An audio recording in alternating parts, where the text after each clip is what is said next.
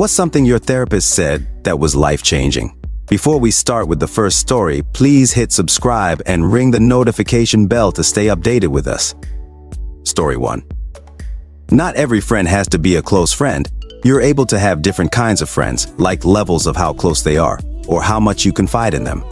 I struggled with being a loner, and it affected my mental health a lot because I could count my friends on one hand. I thought of people as acquaintances or close friends with no gray area. This advice helped me appreciate more of the people who I'm not super close with, but they still have a presence in my life. Story 2.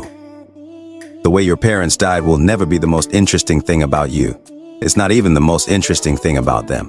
My parents died by suicide together, and I was worried that it was going to consume me as an individual. I didn't want their deaths or my grief to become mine. My brother was worried he was doomed to repeat what my parents did. What was the point of fighting it? His therapist told him, "You are the culmination of millennia of genes and family experiences. You could take over the story of a relative who was hardy, resilient, brave. Your parents are not the only people you are related to." Story 3. You aren't that interesting. I would have panic attacks and paranoia that people were out to get me, PTSD, etc., and would think that people were judging me in grocery stores because my toddler was crying or that my hair was messy. And honestly, it boiled down to nobody cares. We're all trying to survive and get through the day, and what someone looks like or does, we observe and move on. Nobody is that interesting.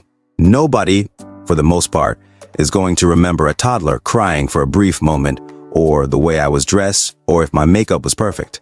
Nobody. The only person who will remember is me and how I made myself feel. Story 4.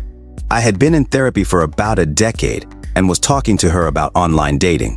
I said it was like being sucked into a whirlpool, in that there is only one small step between just playing around the edges and being sucked into the thing. She asked me why I used that example, and I said because when I was 9, I was sucked into a whirlpool in a creek and only survived because my brother managed to pull me out. This started a flurry of scribbling in her notebook I had not seen before. Also answered lots of things. Story 5. After going to couples counseling therapy for 6 months, one day the ex didn't show up. Ex, an abusive alcoholic who would get physically and verbally abusive. Therapist looked at me and said, "You do know he's never going to change." For some reason that made me realize I need to move on. That was the 3rd time I filed for divorce from him. Soon after he remarried and divorced, he continues to hit rock bottom, but has not changed. Fired for drinking on the job, vehicle repossessed, and now lives with his parents at the age of 60. Some people never change. Story 6. After abruptly leaving an abusive relationship where, among other things, I physically could only listen to music with headphones on, otherwise I'd get yelled at for being disrespectful and too loud, your life is your music. You were forced to mute yourself in that relationship, both literally with the music and with who you are as a person. It really made me realize how much of myself I hid away to try to appease someone else and make their life better when all it did was ruin mine. Over 3 years later, and I play my music out loud all the time with a different partner who loves it just as much as I do. Story 7.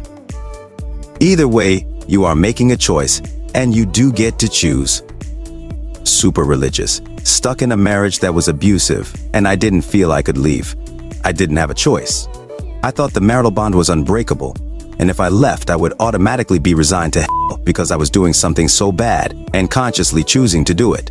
While my therapist was a Christian, and honestly, I think he was nudging me to stay, but not because I didn't have a choice, but because he wanted me to feel like I chose it. When I truly realized and understood that I actually did have a choice and I wasn't just stuck and powerless, I chose to leave. My life has been exponentially better. Story 8. It wasn't my therapist, it was my doctor, but it was life-changing. I had been 300 plus pounds all of my adult life, and I was in for a physical, and he said to me, "You know, the first symptom of a heart attack is a heart attack." It was what caused me to change my life at age 54 and lose 110 pounds in 16 months, and I became a runner. I have run a race in all 50 states, 26 Halifax marathons, and 2 full marathons, Chicago and Boston. That one thing he said to me kicked off my decision for better health. That was 15 years ago. Story 9. The answer is simple. That doesn't mean it's easy, but it's simple. I was doing what I always do in difficult, scary situations that I don't want to deal with head on. I was overthinking and overcomplicating what I needed to do to be happy again. The answer was actually quite simple. I needed to tell my now ex-husband that I wanted a divorce. This statement just made it all clear to me. I was scared, so I was searching for a solution that would assuage that fear. But the truth was, there was no solution that wouldn't make this less difficult. The answer was simple, but it was okay to find it scary and difficult. Story 10. More or less, showering, washing your hair, and brushing your teeth actually entails a lot of steps, when you think about it. You're already really burnt out, so with your ADHD and autism causing executive dysfunction, of course they become overwhelming tasks. Beating yourself up about not being able to handle that level of self-care doesn't help anyone and doesn't get you any closer to doing better. Let's talk about other things you can do to help with maintenance until you can work your way back up to regular functioning levels. I now have disposable toothbrushes, baby wipes, and dry shampoo for when things get bad and/or I'm in more physical pain than usual. Story 11. School was pretty rough for me. When I was about 13, I had multiple uncontrollable public anxiety-related breakdowns, I was self-harming, and was contemplating suicide a lot. I got through it all out of sheer spite and anger, having to depend on myself and never being allowed to seek professional help. My parents told me that I was strong enough, that people have real problems, yours aren't a big deal. You have no reason to be depressed anyways. And also the classic, what would people think if they found out you're in therapy? They'd call you crazy. Years later, I started begging my mom to let me see a therapist, which eventually she did. I think it's because she viewed me as old enough to have actual problems or something. Anyways, at the time, I blamed myself for almost everything that happened to me as a kid. I told my therapist, oh, I got bullied because I was a weirdo, I was too negative, I should have made a bigger effort to socialize. Stuff like that. I was going into detail regarding my biggest breakdown, again blaming myself, when he just stopped me and asked, and where were the adults in this situation? And it all just clicked. There were so many signs ever since I was little, obvious signs that I was different. I was a gifted kid. I had very specific special interests. I was always awkward and weird. I got picked on, I got left out, I never made many friends. And the adults did nothing. They let me spiral out of control. They never gave me any actual advice. They never took me seriously. But they definitely pointed out that I was too sensitive, selfish, negative, non-inviting, awkward, an overthinker, a spoiled brat. The truth is, all this time I was simply autistic. L.A. Story 12. It was pointed out to me that I am amazing in crisis situations, but struggle immensely in situations that are just mildly uncomfortable or unpleasant to the point where I will have what was lovingly referred to as a hissy fit. So much so that I was first a critical care nurse, and now a psychiatric NP. I am great at managing a crisis. It is where I thrive. But put me into a situation where I have to tolerate some mild discomfort. No thank you. Having this pointed out to me was life-changing. I have really been working on my mental toughness and my ability to tolerate situations that are mildly unpleasant, but certainly aren't going to kill me. People like athletes and soldiers amaze me.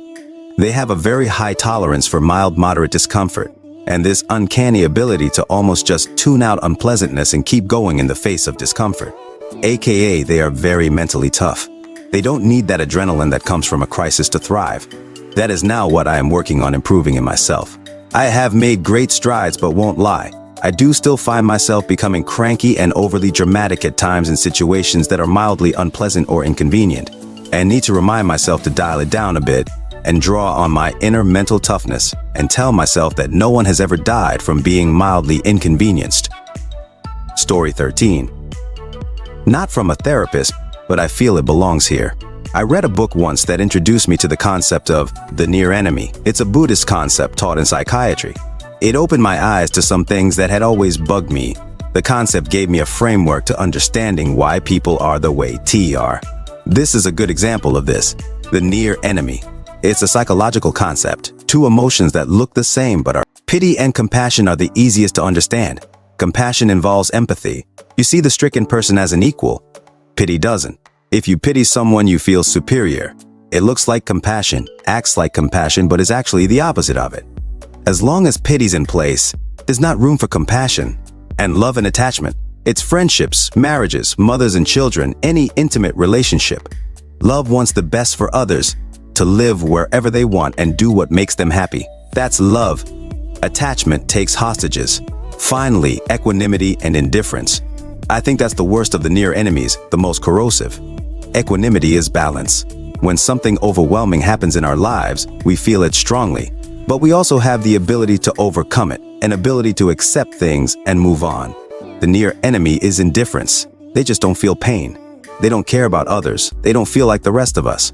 They're like the invisible man wrapped in the trappings of humanity, but beneath there's emptiness. Story 14. You have to be your own first priority if you want to show up as your best self for the people you love. I didn't really understand it at the time. How could I make myself my first priority when I knew I would be damning my siblings to a childhood of religious and emotional abuse if I chose to prioritize myself? But eventually, I took the advice and moved out. I learned what happiness means. I learned how safety feels. I learned that I actually am worthy of love, including love from myself.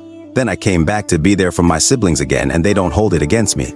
Our relationship is still good, and neither of them feel like I abandoned them. Although a few months after I moved out, my mom did ask me how she could mend our relationship, and I said that I'm not sure it's possible at all. But at the very least, you have to see a psychiatrist and get your explosive anger under control. You have got to be a better mother to my siblings than you were to me. Maybe then I will even think about working on our relationship. She did go see a psychiatrist. I haven't been able to forgive her, nor have we been able to repair our relationship. We tried family therapy for a couple of months, but she kept talking over me, and I felt unsafe at therapy, so I said I wasn't going to do it anymore. However, even though my relationship with her didn't get better, my siblings got the chance to spend the latter half of their childhood in a healthy, loving, happy home. They have okay relationships with both parents and with me. I prioritized myself for the first time in my entire life, and suddenly my life got better, and so did the lives of the people I care about. I genuinely believe making life better for myself would mean condemning my siblings to a life of abuse where they have no adults in their lives that they can trust. It was the opposite. They gained 2 extra trusted adults because once my mom's explosive temper cooled off, my dad also started spending more time at home and stopped being a workaholic. They have less money now than they did when I was younger, but they have more love and happiness. They all feel safer. And all of this only happened because I took my therapist's advice and prioritized myself. Story 15. He showed up and set appointments with me every day for a week, then 2 a week, then 1 a week, until we reached 1 a month, which he maintained until he retired. I had an undiagnosed disease that was devastating my life. But doctors looking for horses, not zebras, kept dismissing me as having nothing wrong with me and telling me it was all psychological. And eventually, I did become psychologically broken after a few years of not being able to get the medical help I needed. I was suicidal. I had a suicide plan, and trying to get my affairs in order was a protective factor keeping me from killing myself. But eventually, I ended up becoming impulsively suicidal, and I made an impulsive suicide attempt. So impulsive that I made the attempt unconsciously without any thought to commit suicide in the moment. I desperately needed help. I went to a mental health clinic. They said I was beyond their resources and wanted to have me committed. I had 2 cats and had not made sufficient arrangements to clear out my apartment. The idea of losing my cats and the remnants of my career and my apartment by being committed did not seem like it would make me less suicidal. I called a hotline. The guy on the hotline was on the phone with me off and on for what was probably most of his shift.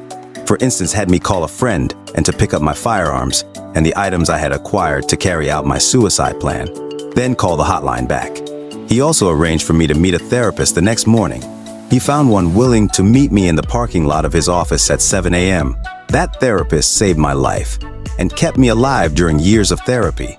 During the years I was working with my therapist, an immunologist finally diagnosed my disease and started treatment. She also saved my life. It was not one thing my therapist said, it was his compassion and commitment to helping me. Over the years, he taught me several tools to manage my mental health and prevent myself from becoming suicidal again. Even though for years my brain was still wired to see suicide as a possible solution to nearly every problem. Alright folks, that's a wrap. If you like this, please hit the thumbs up and subscribe to the channel. You can also share your thoughts in the comment below.